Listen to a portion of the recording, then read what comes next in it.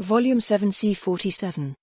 This is the library of Ashurbanipal, Ainz said as Kalka gawked from where she stood behind him. He waved his hand out expansively, and her eyes nigh bugged out of her head. How? This has to be 100 times the size of the great library of Kami Miyako, Kalka gasped. More like 100,000 times, Albedo said, holding her hands affectionately over her growing belly. A smug little smile was traced over her face that made her demure stance a total lie. The library is so large that it can't actually hold all the physical copies inside of it. Most of them are stored in dimensional space and have to be accessed by going to the librarian. Dimensional space. To these, Kalka gawked, and after an uncomfortable, uncertain look at Ainz that was met with an approving nod, she approached an enormous wooden bookshelf with a rolling ladder secured to a rail and randomly plucked a book. A fragment of the combined knowledge of all of First World. The world of the Supreme Beings, our creators. Albedo answered at once. What are these symbols? Letters? Kalka asked as she looked at the cover. It was green and showed a furious-looking blonde woman with an outstretched hand toward a helmet which in turn sat on the butt of a strange-looking spear-like object. Yes, letters, that is Japanese, a language of First World. It's a fictional novel about a young woman who goes to war in yet another world. Ainz replied. The library has fiction and non-fiction works, all maintained by Titus Annos Secundus, a skeleton mage who keeps it all organized. Undead. So that is how you, I see, of course you would understand such things, Kalka said just before the cold air struck the back of her neck.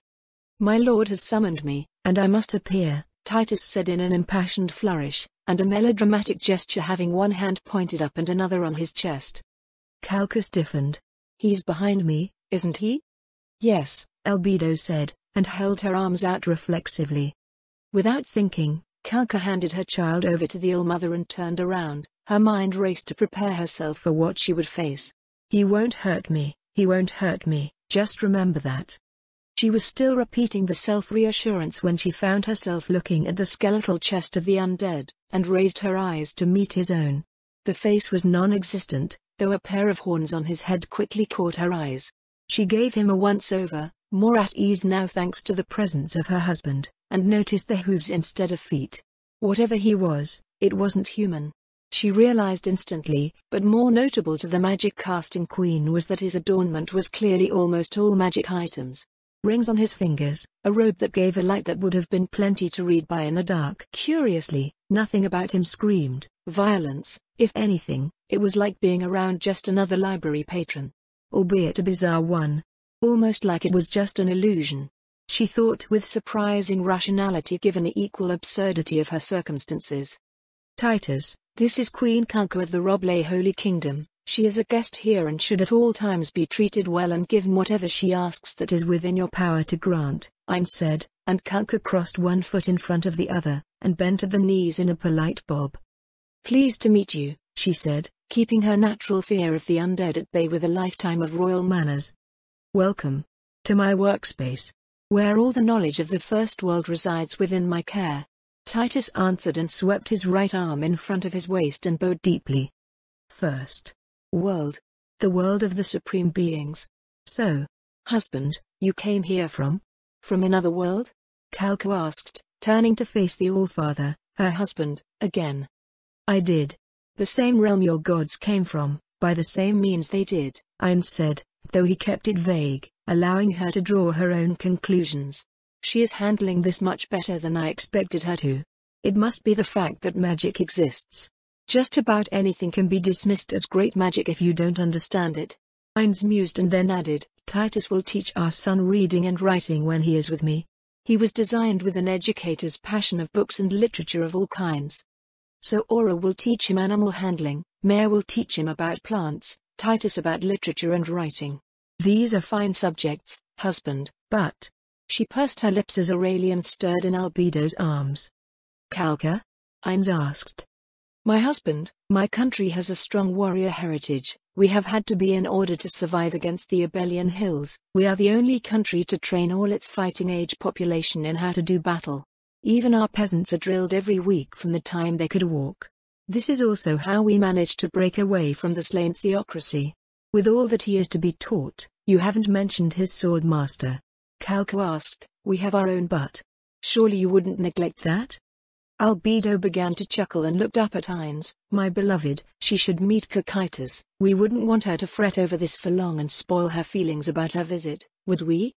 It was a playful question, and Heinz sensed the mirth Albedo had within her over Kalka's constant stunned expressions as she was taken from one marvel to the next. Still, she is more tolerant of my liaison with the Holy Queen than I expected out of her. Even if concepts like fidelity are alien to demons, she is a demon and I expected more malice out of her than I've seen. What exactly was she doing in the Holy Kingdom that had her decide to favor its queen? And for that matter, I expected her to want to wipe out all of the priests, but she let that one not only survive, but thrive when it came time to cleanse the corruption. Heinz briefly got caught up in his thoughts, not speaking for a moment, only pointing to the exit and saying follow me. To his wives. The elf couple she keeps as spies, the priest she backs, she is a negative 500 karma being. True, she brought the nation to its knees and ultimately sparked a civil war and invasion, but she did nothing more than she needed to. Is this in response to me? To what I've become? Heinz asked himself, and failed himself in the same moment, unable to quite grasp for answers he knew had to be there. He was still wondering when leading Kalka through the portcullis and out into the sands of the arena where Cocytus stood battling a greater fire elemental. Kalka stared and put herself in front of Albedo, blocking her child and the unborn heir from potential harm, and watched a battle out of myth take place before her eyes. The insectoid creature had 4 weapons out, 2 were guarding against blows, 2 more were striking the creature which roared with every blow. The fire elemental was the size of a fortress wall in height and broad as 4 wagons. Flames licked the air around it like leaves blown upward by a breeze. Its long limbs lashed out again and again, steam rising whenever it struck against the insectoid creature's guard. She instinctively screamed and raised a hand to call forth her most potent magic. I must protect her. Desperate thought was called to a halt when her husband's hand closed over her wrist and yanked it up. No.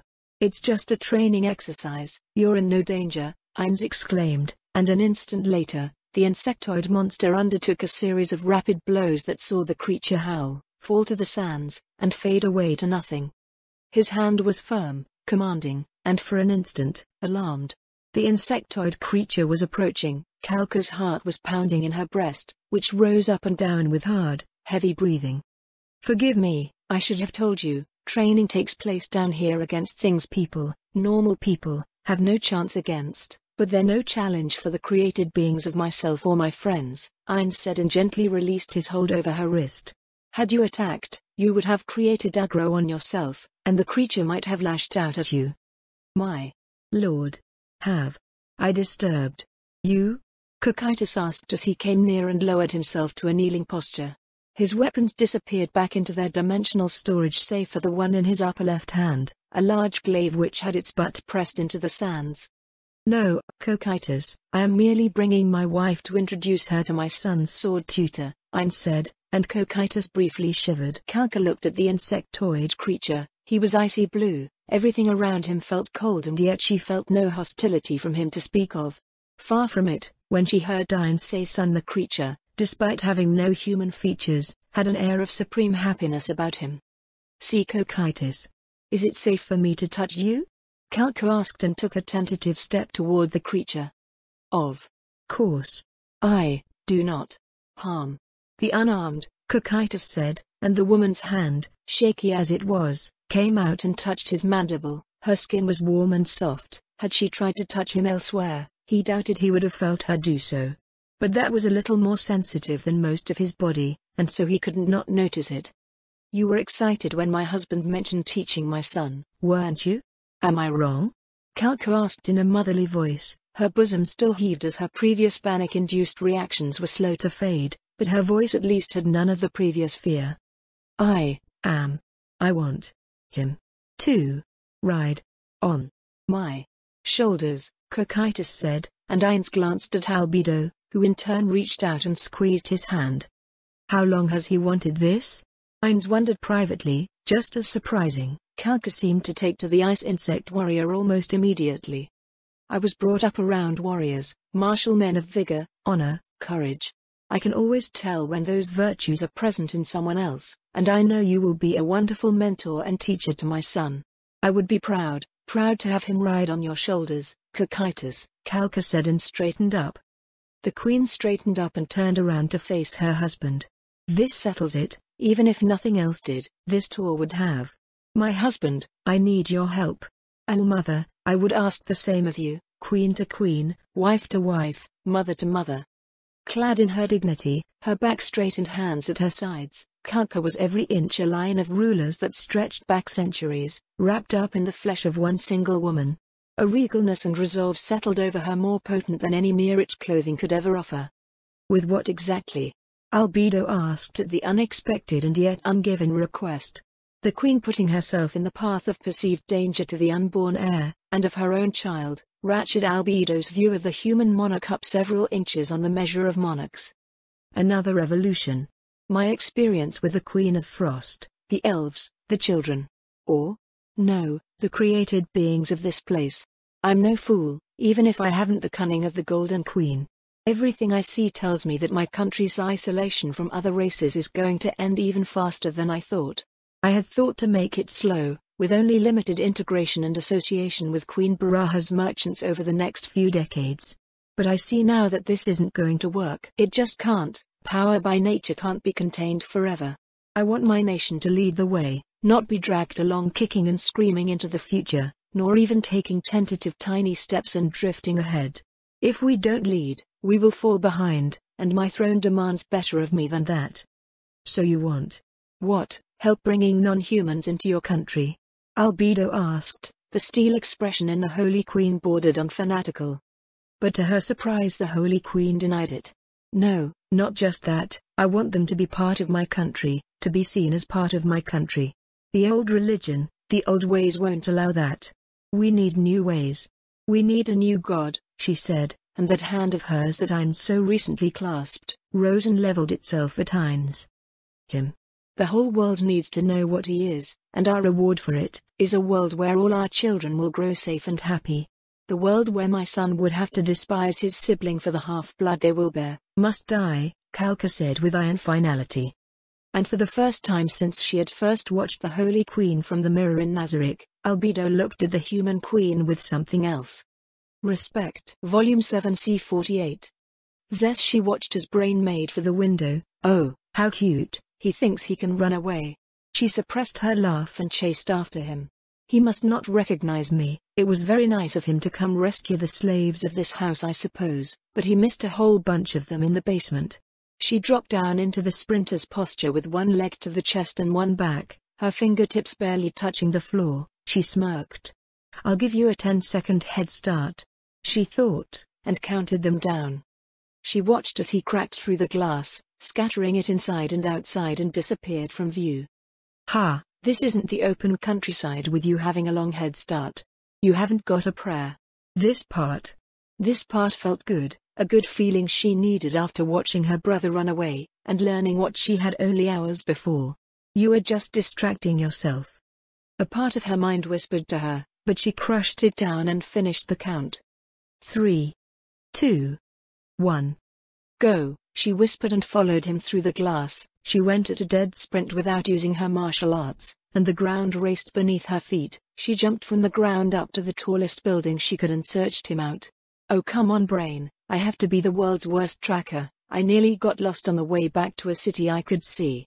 And yet I can still find you like this. She rolled her eyes. He was running down the street faster than normal eyes would be able to follow, and in a way, it was almost impressive. You'd think he really. Wait, he's not, is he? She wondered, and raced ahead of him. He must not realize it was me, she thought as she dropped down around the corner he would pass by. Her ears twitched as she picked up the pace and position of his footfalls. The stone cracked a little with the force of them as he ate up the ground. She smirked and stuck out her foot. She felt him impact her foot with force enough that anything less than himself would have snapped a bone, yet he only tumbled forward, arms flailing only for an instant before he caught himself and the faint noise of metal on stone tinking and tanging as he hit the rock around him. He pushed off the stone with one hand and flipped forward to land on his feet, then his shoulders slumped and without turning around he said, "You caught me, Zeshi. But what were you even doing there?" Zeshi put a hand on his shoulder, That's a funny way to say it, she chuckled. I didn't expect to see that your looking for work was actually you going out to rescue slaves. There's more to you than I thought. Brain stiffened. Is she serious? He asked himself. What? He tried to think of what to say, but the mind-blowing absurdity of her assumption caught him unawares, and he slowly turned around to look at her. Don't give me that. I came back after getting my brother out and Layali said you went out to find work. I'm not a tracker, but you have an odor of oil and sweat on you that, well, it makes you stand out for a while. She smirked up at him as if proud of herself, and Brain responded glumly. So I stink? No. I guess that wasn't quite the way I should have put that. It's the oil you use to take care of your sword, very distinctive stuff. If you had a magic sword I doubt I could have found you since then you'd smell like everybody else, Zess she said and calmly put her palm over her face. Gods, I'm bad at this. Even given the gravity of the moment, Brain couldn't help but laugh at the awkward young half-elf. Just so we're clear, you don't believe I'm running around sniffing people, do you? I'm not a pervert, Zess she insisted, putting her fists on her hips and straightening up, staring daggers at him as he laughed. No, not at all, Brain said. She kept staring. No, really, I promise, Zess he said, clutching at his gut as his laughter came to a halting stop at last. Good. She crossed her arms in front of her chest. I found you there, and saw how you went down to the lower floor. The slaves were another level down. I came to you a few minutes later when it was obvious you got lost, then you mistook me for a guard and here we are. Brain kept his mouth shut for a moment. I see. Don't make a mention of this to Layali. Let's go back. Oh, and don't try going out to do that yourself. Why not? Zess she asked. I'm a lot stronger than you are, a lot faster too. Because. Brain's mind raced until he could think of something to say, and when he did he put on a serious face and after putting hand on her bicep he said, because if I die, somebody will have to take care of Layali. Somebody will have to put her somewhere safe at least. Yes, you're strong, but anything can go wrong, and when things go wrong in the field, they go wrong fast and they go wrong hard. There's no need for both of us to risk ourselves when we're only a few days from the border. Let's just go back, take off in the morning, and forget this night ever happened. Zess she thought that over. If there was something around here that could hurt me. But what he said echoed the sentiment of the only humans she ever listened to, Cardinal Raymond and Senator Coney. So. She inclined her head to him. Fine, we'll do it your way. Zess she promised, and Brain sighed with relief. She took a step to leave and when he didn't follow, she looked back. Are you coming? Just. Give me a minute, he said and winced. Your leg did a number on mine. You run along. Okay, but if you take off your boot to check the wound, be careful. It looks like some idiot spilled a bunch of forks and knives around here. You're lucky you only scattered them and didn't land on them. She added. Hey, yeah. Go ahead, I'll join you shortly. Brain replied again and began snatching up the handful of scattered treasures and stowing them away again as soon as he saw she was well away from him. At least she didn't actually do anything. Brain thought as he put the last dinner fork into his pouch and headed back to the inn. That could get ugly, fast. He shivered, recalling the easy bloody mess she made at the slave auction. He was still seeing it in his mind when he closed his eyes to sleep at last. Volume 7 C49. The next morning they were gone after the sun was barely up. I thought we were supposed to travel at night, Layali said with a yawn, rubbing the sleep from her eyes without any further complaint as they made it out of the gate. Brain suppressed a sigh of relief glancing over his shoulder as if to address her, but the truth was, his eyes went to the walls. The guards made their rounds as usual, and no one seemed the wiser. Maybe the bodies haven't even been found yet? He wondered, but then answered Layali. We need to make up for some lost time, so we'll be walking longer today. It's normally about 3 days travel to the border. I'd like to make it in 2, Brain said and Layali pouted a little. Will we at least stop to fish? I want to know how to do that, she said, and then added, we did have a deal. Fishing isn't wise for you, at least not out this way. Brain replied with a firm shake of his head. Why's that? Zess she asked from his side. Her hands were folded behind her head, with the road empty in the early hour and the sun just barely on the horizon. She kept her hood down to enjoy the feel of the air and the first warming rays to touch her face. She was the picture of casual cluelessness in his eyes. Because further downstream they get rid of river monsters, but this close to the border, where the water is wider and deeper, some still show up. A little girl would make a quick snack for one of them. Brain answered, and Zeshi was very quiet, as was Layali. So, monsters? Zeshi said with a tentative glance at the open horizon. Are they common close to the border or just in the river? I usually see a few. It hampered trade a lot, or so I'm told, but since the wolf monarchs took over and built the kingdom of Kani, things have been improving. They have. Well, they were building forts out that way before, about every 20 miles or so. The workers said they were going to put soldiers there so that every traveler would have a fortified place to rest, and could respond quickly to monster threats. They will probably spawn a lot of villages in a few years. Brain explained, and Zeshi scratched her head. So, what do villages have to do with that? She asked. Brain looked at her cockeyed. Are you being serious right now? Zeshi frowned deeply. I don't get out much. She reminded him. Right, sorry, Brain sighed, his shoulders briefly slumped. Villagers aren't all that strong as a rule, so they flock to safety. A military fort is the perfect place. Plus the fields there are fertile, good harvest land, soldiers make good husbands. Usually, and since soldiers get paid, it's easy to sell things there. In 5 years they'll have dozens of villages all over the place and probably a few towns to boot. It didn't stop there. For hours, Brain explained to the very differently sheltered and isolated pair how things worked in the real world outside of the bubbles they knew. He was peppered with questions, and laughter was frequent, sometimes from the absurdity of their incessant questions, sometimes from their own misunderstandings of his answers. And sometimes he threw in a joke to make them laugh. It was almost a shame when their hoods went over their heads to hide their ears. We won't reach another town until tomorrow, Brain said when the sun started to go down, and when he looked back over his shoulder again, he saw that Layali's steps were slower than they had been.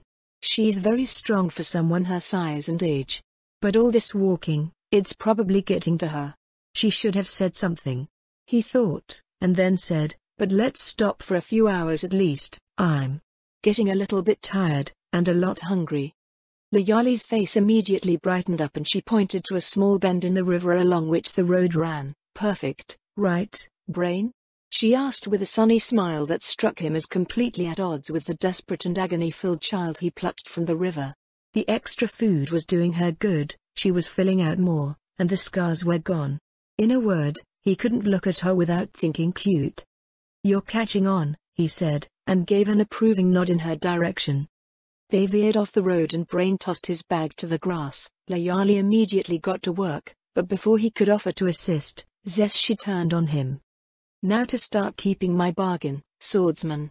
A little training from the Black Scripture might help you out quite a bit.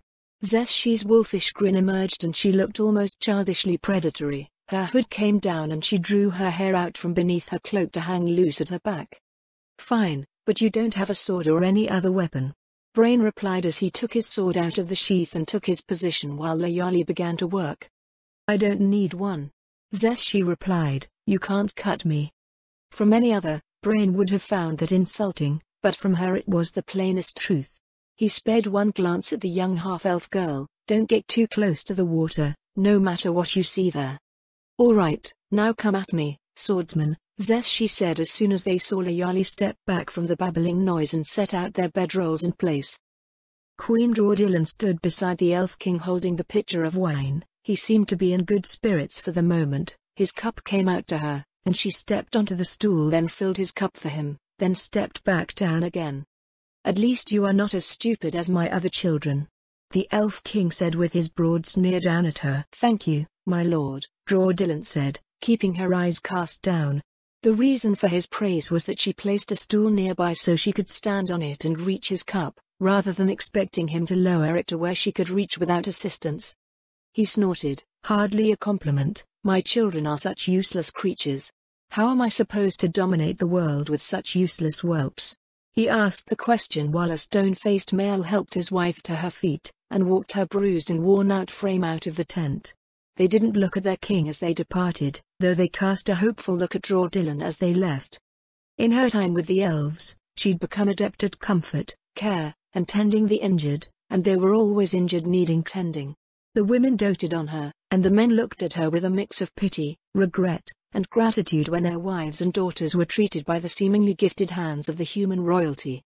She said nothing in response to their glance, nor did she answer the king. "I asked a question, whelp," he snarled from atop his throne. "I don't know, my lord." "You can't, I suppose?" she replied, and he did a double takedown at her. "People do not tell me I can't, girl. You live after saying it only because you haven't birthed me any whelps yet," he snapped. "My lord asked me how he could do it with useless children. Is there a way it can be done with the useless?" Draudillan answered, putting a confused expression on her face, and it mollified the Elf King almost instantly. He rubbed his thick, broad chin with his thumb and forefinger. "Perhaps you're right. If only I could get the bitch back. And if only her bitch mother was still alive," he groused. "They really should have at least returned my property." "My lord?" Draudillan asked, and when his cup was presented, she stood on the stool again and poured more wine for him. "You wouldn't know, I suppose. 120 years or so ago I captured a human champion and took her in my bed. She was stolen back, bothersome enough, but she did bear a whelp who seems to have developed some power." He clenched his fist. "She's mine. She's mine and she was stolen from me." Is that why my lord chose to come for me and my people? Since it was a human that bore his lordship a useful child?" Draudillan asked of him, and he narrowed his eyes down at her. "You're a smart one. When you're old enough to breed, you might actually produce something useful. I should take more humans after all. Maybe that's the missing key. Maybe my own kind are even less useful than I thought." The Elf King pondered, and unable to keep from doing so, she met his eyes. They pierced through her like a sword of concentrated evil, and in them she could see his plans for her. The wailing, the broken, hollow eyes he would replace hers with, the futility and hopelessness of the life he planned for her. Is this a power of his? A magic? Or my own dread-filled imagination? The queen wondered, and in desperation, she lashed out at him with a question to distract his thoughts. "My lord, I've heard it said that you appeared from nothing and made the Elf Kingdom afterward. Is that true?" she asked with childish awe imbued into her voice. "That much," he fell for, and he gave a rough, cruel laugh, slapping his hand on the armrest of his seat. "No, that is a stupid story. I came from another world. It was dying, and I felt a magic darkness close around me, and then I was in this one. In the old world, I was nowhere nearly as strong as I am here, but even then, the strong could not kill me. Every time I died, I was restored and my kingdom was mine again as if nothing had happened. Even the powerful were powerless." The Elf King laughed. "My strength could not be contained. The prisoners they sought to rescue were always in my power again, and still linger down below my home, beneath the great tree. Powerful beings. On par with yourself?" Draudillan felt a wild hope run through her veins. "That seems impossible. I can't believe it. I don't believe it." She pressed as her pulse raced. He glared down at her. "Guilds, not single figures. The Wild Ones, the Firewalkers, the Lords of Rivendell, and Ainzulgown." Draudillan gasped. "The Allfather of the Kingdom of Nazarick?" she squeaked out, nearly dropping her pitcher, and it was the Elf King's turn to be confused. "What are you prattling about, brat?" he demanded, and reaching out, he grabbed her cheeks at the joint of her jaw and squeezed. Tears of pain sprang to her eyes. "The king. The Kingdom of Nazarick. His name is Ainzulgown." She slowly pushed the words out through her lips, and he released his grip. Nazarick. The Elf King thought that over. He recalled the battle where they bested him, the words that floated through the air when they had him down on all fours. "If we can beat him this easily, do you think we're ready to take on that dungeon you found Nishiki? What was its name? The Great Nazarick something?" The Birdman figure asked, another dressed in all black with a strange mask with an obnoxious tone of happiness. The memory passed and the Elf King released his hold on Draudillan's jaw and demanded, "How do you know about Nazarick?" It's the kingdom to the north of the Kingdom of Kani. Ruled by Ainzulgown, a caster of great power." She rubbed her jaw and asked, How does my..." She recalled the pain in her jaw and said, "How does my master not know of it?" "I don't care about anything that doesn't get me what I want, brat. The affairs of other trash lands are nothing." "Or were," he said, and privately mused to himself, "They took me down once, but that was before the gods of that world gave me the upgrade, choosing me above all others to bestow with the power I should have always had. The ones that spoke of it named themselves Nine Zulgaun. But that could change, and one man could take the name of a guild just as I named my kingdom after my title. I thought revenge was denied to me. But maybe I will get more out of this than I ever dreamed." Nazarick. Here. Nine Zulgaun must have succeeded. Were they always one man though, or a guild? Could they be a threat? No, not anymore. But the caster. I will crush him. Then let him live and watch as I break his women. The Elf King muttered under his breath, but Draudillan caught every word. The Queen felt the Elf King's mix of anger and euphoria rising beside her, and she stared down at the floor in abject terror, her limbs shaking so much that a drop of wine sloshed out of the pitcher and onto the grass. "Please don't notice I spilled it. Don't hit me." She loathed herself for such a weak thought, she loathed herself for her fear, she loathed herself for her failure, and she loathed that she could do nothing but endure. But the seed of hope at his dismay was planted with it. Nazarick has more to it than I knew. If they're from the same world as this monster, maybe their representative can kill him. She prayed, not to the gods who she considered to have abandoned her and her people, but to something else. Ein Zulgaun. If you are a god from another world, please, save us. Don't leave us in the hands of this monster. Are the humans ready for mating again? He asked her out of the blue. The Queen snapped out of her prayer and said, "If they were warriors, maybe, but no, they're mere maids, and a few courtiers. They're not speaking yet." A flash of guilt ran through her that she was condemning someone else, but it was ameliorated by the knowledge that her first duty was to her servants, and so she kept a straight face throughout her answer. "Tell the guard outside, whoever it is, to bring me his mate, then, and be quick about it." The Elf King snapped, "And you?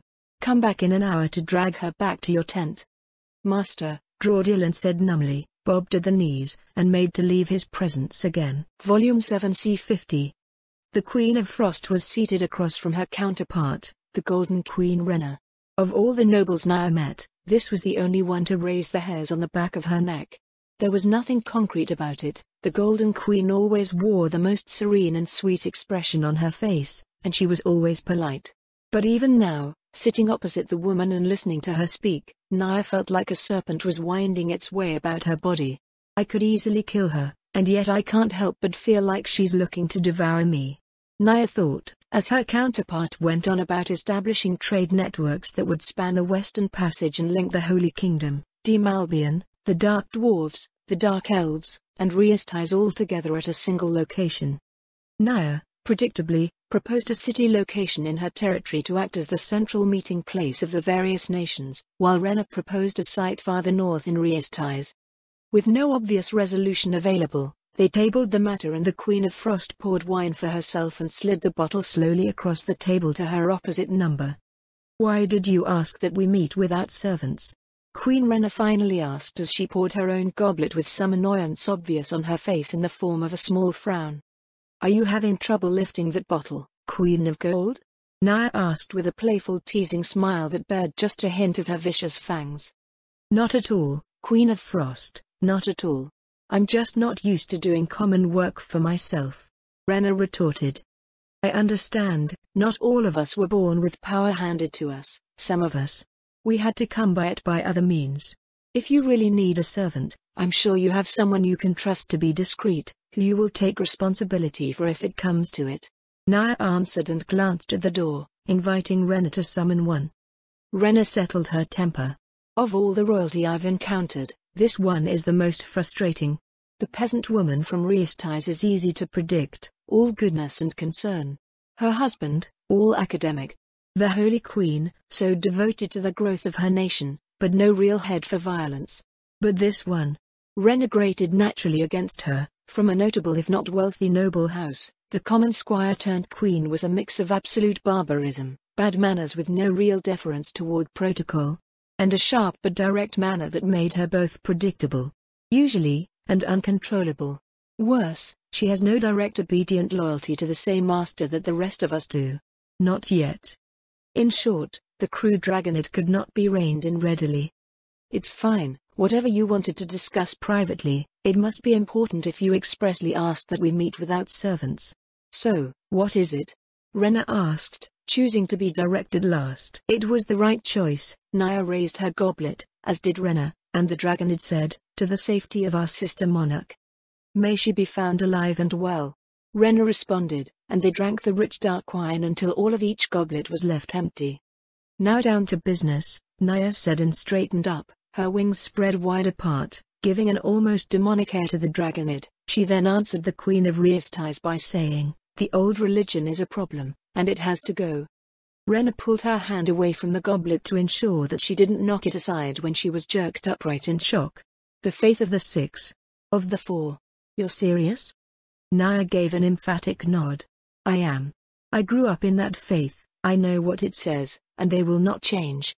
Not the worst elements of it. Even if they abandon the practices, the seeds of conflict will always be in the pages of that damnable book. One day they will sprout into weeds that will choke the peaceful fields we hope to cultivate and harvest. You're saying that because Rena started to say, and stopped when the narrow, violent eyes, the full force of the dragonid's nature was turned on the Golden Queen. Because they call me an animal, yes. Because they call my subjects animals to be butchered or enslaved and worked to death. Yes, that is why I say it. Am I wrong? Naya asked, and the dread look was gone. The I will murder you here and now eyes were turned away from their piercing state and she held her hand out across the table. Rena slid the bottle across to her again, and Naya refilled her goblet before sliding it back. No. No, you're not. Rena answered, but the question came to mind that had to be asked, why come to me first? Why not Kalka? You two seem to get along well. Why not Henry and Nfaya? Why not the Allfather? Kalka will have the hardest time making any changes. She relied on the purity movement to help cleanse the corruption of her kingdom, which is made up of mostly young priests. Challenging the temples is hard, and despite the progress we've made, humans and demi-humans are slow to cross the bridge to one another. She's out. Naya shook her head. The Allfather has no temples to the 6 or the 4, and has many non-human subjects, but he is away right now anyway. The Wolf King and Queen are reactive, not proactive. Decisive, but they aren't the sort to take to change unless others do too. Besides, they were raised with the faith. I don't know how they'll respond. But you? Naya asked rhetorically and took a long draught. She smirked at the blank-faced Golden Queen. You're about as faithful as I am when it comes to the 6. She snorted with derision. You have no faith. Rena looked down into her wine and, taking up a crust of toast, she stirred it slowly around and watched the ripples move against the sides of the silver cup. That's quite an accusation, she said. Naya's smirk went nowhere. That's why I asked for just the two of us to meet. Let's be plain with each other, my country is surrounded on all sides. You're to the northeast, the Dark Elves and Dark Dwarves are to the east, the slain theocracy is to the southeast and the Holy Kingdom to the southwest. What isn't already the Allfather's, is in his path, and given what happened with Baharuth, that seems like a bad place to be. He'll set his eyes on my country, and I can't stop him, and the truth is, I don't think I want to. Rena felt her dismay compound itself as the dragonid confessed what the Reestais monarch knew only a few considered. He'll make a good emperor, that much is clear, and I plan to offer up my kingdom as a province formally when we reach our winter. At the same time, an empire will need an official religion, and it can't be the faith of the 6. A new religion is needed, something to focus the faith of every people, which won't set mine, or the other nations' non-humans on edge. Naya gave her answer and for a long moment, Rena sat in silent contemplation. This will raise the ire of the slain theocracy, Rena remarked. So will the existence of my kingdom. They're sitting back, waiting for Demalbion to just collapse thinking that I'll be challenged and killed, and for the demi-human tribes to tear each other apart again. But that won't happen. It was possible once, but not anymore. They've felt the power of unity and won't forget it again. Naya promised and drained her goblet just as Rena began to drink from her own again. I'm going to offer my kingdom in private, and in public I'm going to propose emperor worship as the new religion, Naya said it matter-of-factly, and Rena stiffened. Did this blunt instrument come up with? By the purest and most absurd path possible. The same idea I did for uniting the various kingdoms? Rena turned introspective, looking down at her empty goblet, unsure of whether to worry that she was slipping, or be even more impressed that the Allfather or the Allmother or Lord Demiurge might have planned things out to such an extent. If you do that, you will be a target. Sooner or later they will send someone to kill you. Rena pointed out, and begrudgingly she acknowledged the courage of her counterpart when the dragonid closed her wings around herself and nodded with the serenity of the damned. I know. It's possible that I'll die, that they'll send a champion I can't defeat, but if they do and I've died a martyr to my population's well-being, they will rally behind the Allfather, and with his power to back them crush the theocracy. I will be avenged, and all my people will be safe. Do you know the motto of the Rangers of the Wildlands? Naya asked in a small voice. No. No, I don't know what those are. Rena answered, her mind clamping down like the jaws of a hungry beast on its prey, when presented with the chance for new knowledge, no matter how obscure. Those are the ones appointed to hunting the old wilderness near the border with what used to be the Abelian Hills. It was a suicide mission, but a vital one. Anyone appointed to that was responsible for searching large-scale threats, putting down minor ones, assisting the lost, all kinds of things. But the demi-humans got in often enough, not to mention the local monsters, not many survived. At least not more than a few weeks anyway. The motto because of that was, one soldier dies, one nation lives. Even now, I still think that way, Naya said with grim determination on her face. So, I'll make the proposal publicly. If the other monarchs accept it privately, I will bear the brunt of their ire, the brunt of their conspiracies. They will have a much harder time reaching me than they will you. Will you support me, or will you not? Naya demanded an answer, and the Golden Queen did not delay in her response. I support you. The faith in the Six served its purpose. If it is one thing the present day now shows to us, it's that their usefulness has passed. Rena stood, albeit somewhat shakily, to her feet and extended her delicate hand to the dragonid. Naya stood in turn and took it, exercising care to not cut the Golden Queen's hand with her talons. Good. I'm glad we can agree. But before you go, I'd suggest sitting for a little while till the effects of the wine wear off. The Golden Queen shouldn't be seen staggering back to her room now, should she? She then gave a hearty laugh when Rena slurred out a somewhat drunkenly. Shnaway.